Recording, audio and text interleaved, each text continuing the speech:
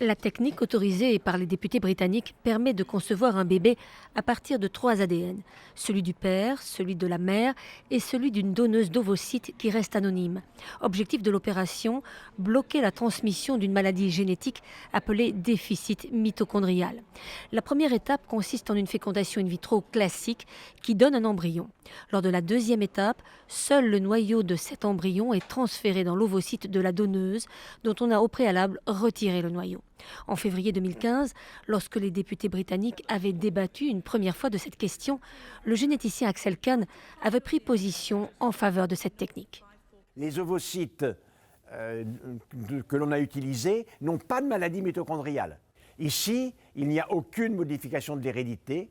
C'est bien le père et la mère qui sont le père et la mère, simplement parce que ces petites usines à énergie étaient de mauvaise qualité, on les a remplacées. Donc vraiment, il s'agit d'une thérapie qui, selon moi, ne pose pas vraiment de problème éthique. Lorsqu'elles sont défectueuses, les mitochondries provoquent des maladies dégénératives telles la myopathie, de graves déficiences cardiaques, des insuffisances hépatiques ou respiratoires.